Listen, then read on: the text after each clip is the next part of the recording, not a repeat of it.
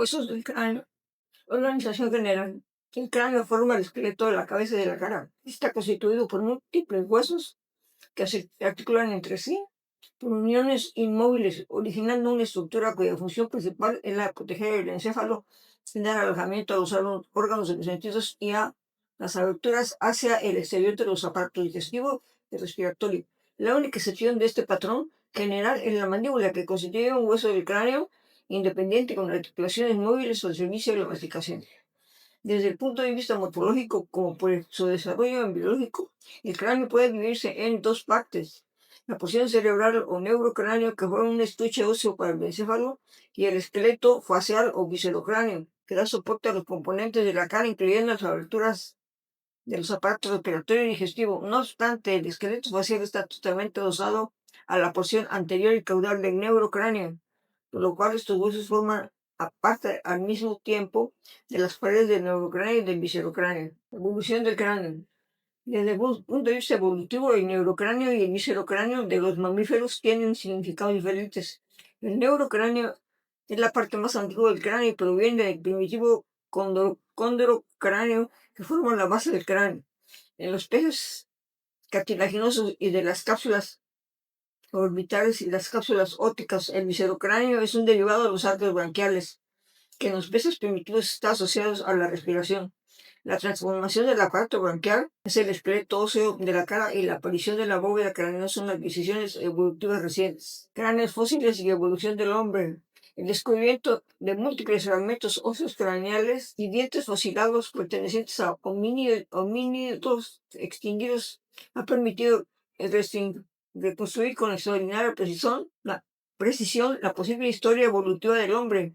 En los datos obtenidos por el estudio de los restos fósiles craneales se incluye malformaciones diferentes en la posición de la cabeza, la inteligencia, el desarrollo del sistema visual y los hábitos alimentarios, etc. Estos datos han sido deducidos del análisis morfológico de cambios de la posición de las órbitas en el volumen craneal, en la morfología de los dientes o las huellas intracraneales de la superficie cerebral obtenidas a partir de moldes óseos, entre otros aspectos. Huesos del neurocráneo. El neurocráneo tiene el aspecto de un ovoide hueco, con el eje mayor dirigido en el sentido anteroposterior y con el extremo posterior abultado. En su polo anterior representan adosados a los huesos de la cara, y por su extremo posterior se apoya sobre la columna vertebral, estableciendo la articulación cráneo-vertebral. En este extremo posterior se encuentra un amplio orificio, el agujero magno, de comunicación del encéfalo alojado en el neurocráneo con la médula espinal alojada en el conducto vertebral. Variaciones de la morfología general del neurocráneo son abundantes. Se puede definir mediante el índice craneoencefálico, que es la relación existente entre las dimensiones del eje transversal y anteroposterior. Se denomina al cráneo braquicéfalo, dolicocéfalo y mesocéfalo, respectivamente. Según predomina el eje transversal, el longitudinal o no predomina ninguno. El neurocráneo está formado por 8 huesos: un frontal, 2 parietales, 2 temporales, un occipital, un etmoides y un esfenoides. Puede dividirse en dos regiones: una superior, la bóveda craneal, y la otra inferior, base del cráneo. En la descripción de todos los huesos hay que considerar dos caras: una endocraneal, que mira al interior de la cavidad, y otra exocraneal, que mira al exterior. En los apartados que siguen se describen los rasgos anatómicos más relevantes de los huesos del neurocráneo. Aquí en la vista sagital podemos empezar de atrás hacia adelante. Tenemos el occipital, son 2 parietales, 2 temporales, un frontal, un etmoides y un esfenoides. Este es el lado mayor del esfenoides. El etmoides no se ve en este sitio, sino que si retiramos la escama del frontal, podríamos ver el etmoides. Estructuralmente, con una lámina central del hueso esponjoso diploide, tapizada a ambos lados por sendas láminas de hueso compacto. La tabla externa y la lámina o tabla interna del periósteo que tapiza la lámina externa se denomina pericráneo. Numerosas venas se alojan en el diploide, conductos diploicos. En la base del cráneo, algunos huesos adoptan el aspecto de masas voluminosas. En esas regiones es característico que este hueco en su interior, presentando una cavidad aérea, senos aéreos revestidos de mucosa que se abre a las fosas nasales o a la cavidad del tímpano, a la caja del tímpano. Cuando las cavidades aéreas son múltiples y pequeñas, se denominan celdillas. En ocasiones las celdillas no se alojan de forma exclusiva en un hueso, sino que establecen la forma de contacto entre los huesos. Estas regiones En estas regiones, la superficie de contacto de los huesos es fractuosa con hemiceguillas que al contactar una superficie complementaria del hueso vecino se transformarán en ceguillas mixtas. La presencia de cavidades aéreas en el espacio, en el espesor de muchos, la presencia de cavidades aéreas en el espesor de muchos huesos consigue que el cráneo, a pesar de formar un estuche resistente, sea relativamente ligero de peso. Los huesos se unen por sus bordes mediante sinartrosis, las cuales dibujan líneas irregulares denominadas suturas. Las suturas son aparentes en las personas jóvenes, pero con la edad los huesos se fusionan y en muchos casos se pierde toda indicación de su posición inicial. Por esta razón puede afirmarse que en la edad adulta el neurocráneo está formado por un solo hueso en forma de estuche que resulta de la fusión de los huesos mencionados anteriormente. Con alguna frecuencia en las zonas de sutura pueden aparecer intercaladas pequeñas piezas óseas constantes que se denominan huesos suturales o huesos wormianos.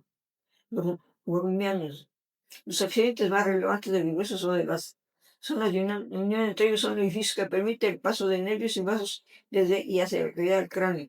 Los orificios arteriales y neurales se disponen en general al nivel de la base del cráneo. En la bóveda aparecen orificios a veces de considerable tamaño de pasos de venas emisarias que comunican las venas intracraneales con las extracraneales. Otros accidentes presentes en las superficies óseas varían considerablemente en las caras endocraneal y extracraneal de los huesos.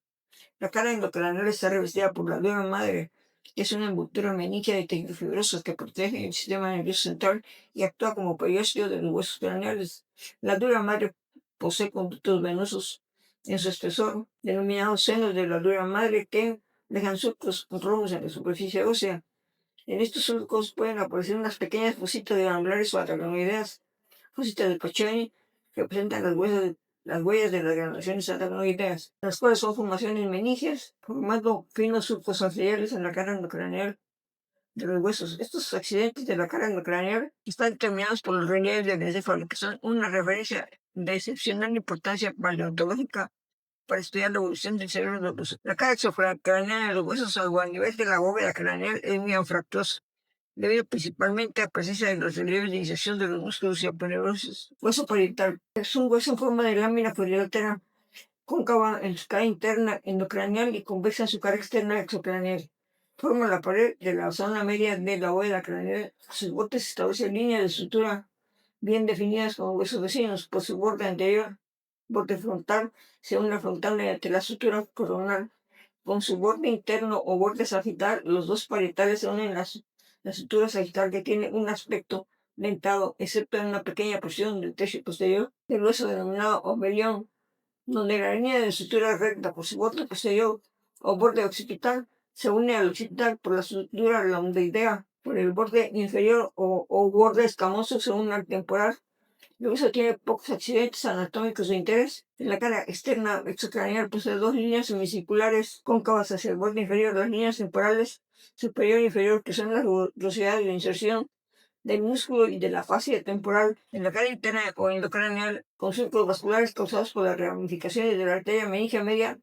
Además, en la zona de unión con el parietal contralateral aparece el surco del seno sagital superior, que puede presentar fositas asociadas. El hueso frontal forma el segmento de esfera hueca aplanada en su porción inferior, que se dispone en el extremo anterior del neurocráneo. Debido a su morfología, se puede distinguir en él un segmento vertical, la escama frontal, que forma parte de la bóveda craneal, y un segmento horizontal, la porción orbitaria, que forma el extremo anterior de la base del cráneo y al mismo tiempo el techo de la órbita.